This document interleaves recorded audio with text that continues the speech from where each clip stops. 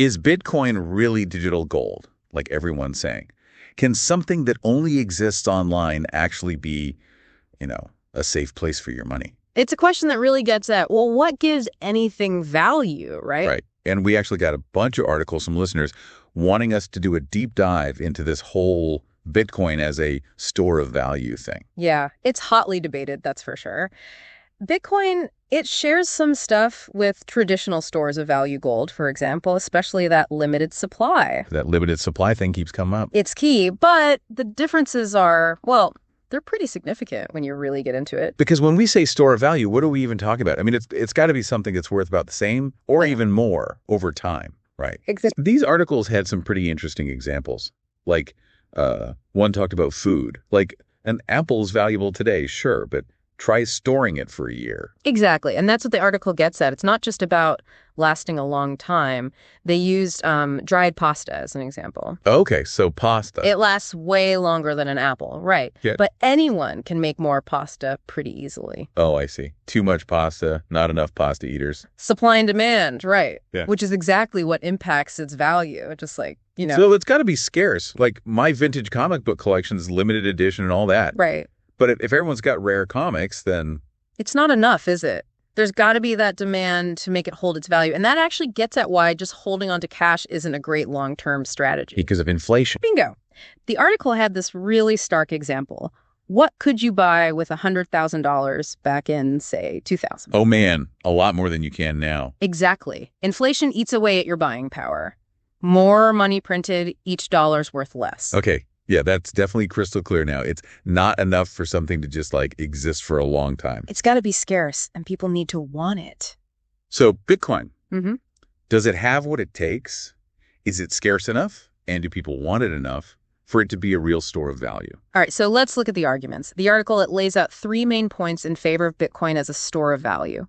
Scarcity, decentralization. I'm a little fuzzy on decentralization, but we can circle back to that. Sure, and then its properties as good money. Good money. Okay, now you're just using jargon. We'll unpack that, promise. But let's start with scarcity, since it's like the foundation here. So, unlike my pasta problem, Bitcoin has a hard limit. Yeah. Right. 21 million. I've heard that before. And it's not just some random number. It's built into how Bitcoin works, the code itself. But what about the new Bitcoins that are always, being mined? Doesn't that mess with the limit? That's where it gets interesting. The article actually explains this really well. So mining, that's where people use computers to solve super complex equations and get rewarded with Bitcoin, right? Yeah, I get the gist of it, but it's always seemed kind of vague to me, to be honest. Well, the key is something called the halving mechanism. Halving. Okay, now this is the part I really want to understand. Basically, every few years, the reward for mining Bitcoin gets cut in half.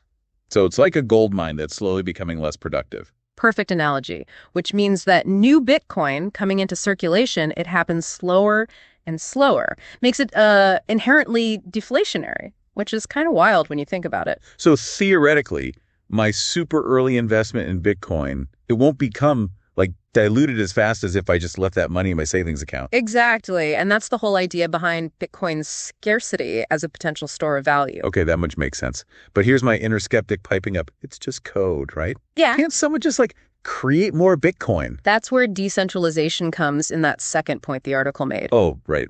Think of it like this.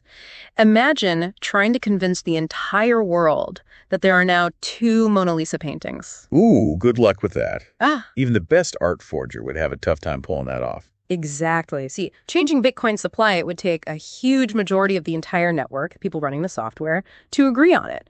And given how, shall we say, passionate people are about their Bitcoin. Yeah, good luck getting them to agree on anything. That's putting it mildly. It's highly unlikely. So it's like a democracy, but for money. No single person or government can just step in and change the rules on a whim. You got it. Okay, so Bitcoin is decentralized. That's pretty cool when you think about it. But what about these good money properties? I gotta say, it sounds kind of jargony. Yeah. I don't know. It basically comes down to, does Bitcoin have the traits of something that can actually be money, function like money? Right. Because a rare baseball card might be worth a lot, but good luck buying groceries with it. Exactly. And the article, it makes a connection to gold here. It's not just about being rare. It's about, being usable in the real world. So how does Bitcoin measure up?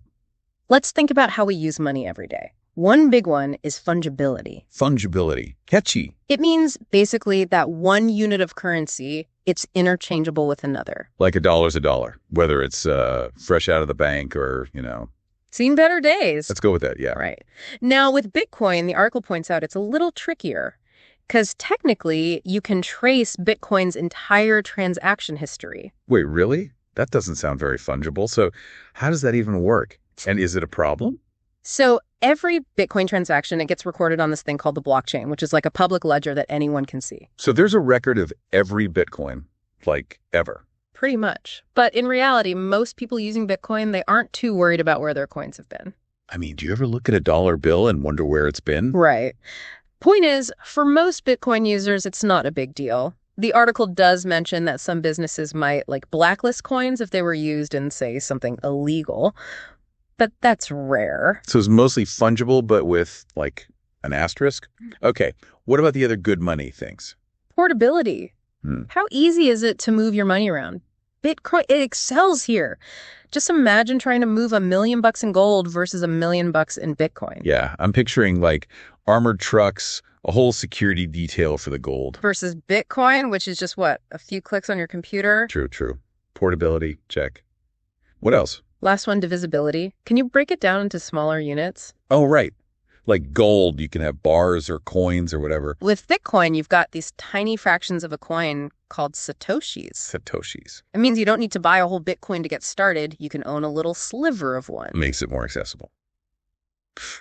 Cool. Okay, so we've got scarcity, this whole decentralization thing, and now these good money qualities. Sounds like a pretty good case for Bitcoin as a store of value, right? It does tick a lot of boxes, yeah. But remember, deep dive, right? We got to look at the whole picture. And the article, it lays out the counter arguments too. Okay, yeah, let's get into it. What are the arguments against Bitcoin as a store of value? Hit me with them. Well, one of the most interesting ones actually comes from, inside the Bitcoin world itself. Some folks, they argue that Bitcoin, it wasn't meant to be a store of value at all. It was meant to be used as digital cash, spent, not saved. Interesting. So there's disagreement even among Bitcoin folks about what it's actually for. Yeah. It even led to this whole thing where Bitcoin Cash was created, a different version of Bitcoin that some people think is better for everyday transactions. Whoa, didn't know that. Yeah. So they're basically saying use it, don't hoard it. Because if everyone just holds on to their Bitcoin, then it can't really fulfill its purpose as a currency. Right. That's their point. They think Bitcoin's real potential is in its ability to make transactions easy, not just sit there like a bar of gold. So even Bitcoin enthusiasts are debating its true purpose. Okay. What are some of the other counter arguments? So we've got this whole debate about Bitcoin's purpose, but what else makes people doubt it as a store of value? A big one is this idea of intrinsic value. Intrinsic value. It's a biggie. Unlike gold, which has, real world uses industrial stuff and it's got that whole history behind it, Bitcoin's value is mostly belief, really. Okay, so if people suddenly stop believing in Bitcoin, poof, it's worthless. Well, theoretically, yeah. If everyone wakes up tomorrow and decides Bitcoin's not worth anything. Like that whole if a tree falls in the woods thing, right? Exactly. And it's interesting, the article connects this to fiat currency too. Dollars, euros, whatever. They also rely on a shared belief, right? Because they're not backed by anything tangible anymore, really. Exactly. But some people argue Bitcoin's belief system is even less established. It doesn't have governments or big institutions propping it up the way traditional currencies do. I guess that's the point of Bitcoin for a lot of people, though, right? Yeah. No government control. Yeah. But gold's got that kind of fallback value. Even if the whole financial system goes kaput, I can still melt down my gold and make some sweet jewelry. Right. You can't really do that with Bitcoin. Not yet, anyway. Yeah. So intrinsic value, it's a question mark for Bitcoin. What else? What about that crazy volatility? I mean, those price swings. Yeah, volatility is definitely a hurdle for a lot of people. It's hard to call something a safe haven when the price is on a roller coaster. Gold, on the other hand. Way more stable, yeah. Way more stable. Here's another thing to think about. Bitcoin, it's mostly gone up alongside traditional markets. We don't actually know how it'll perform during a real crash. Will it hold its value like gold? Or will it tank? So no one knows how it'll weather the storm. Not exactly filling me with confidence. It's a big unknown, for sure. And that uncertainty is a big part of the whole debate. And then, of course, there's the tulip mania comparison. Right. Everyone loves to bring up the tulip bubble when people were trading like their houses for tulip bulbs. And then boom, crash. The article, it even acknowledges that it's become kind of a cliche comparison, but it's still a relevant point. Will we all look back in 10, 20 years and be like, wow, remember when we thought Bitcoin was the future? Those are some wild times. So it all comes back to trust. Right. People trust gold because it's been around forever. It's always been valuable. Bitcoin, it still has to earn that trust. Exactly. It's a fascinating paradox. For Bitcoin to become digital gold, enough people need to believe it can become digital gold. It needs to stand the test of time, prove itself. It's almost a self-fulfilling prophecy. The more people believe it, the more likely it is to actually work.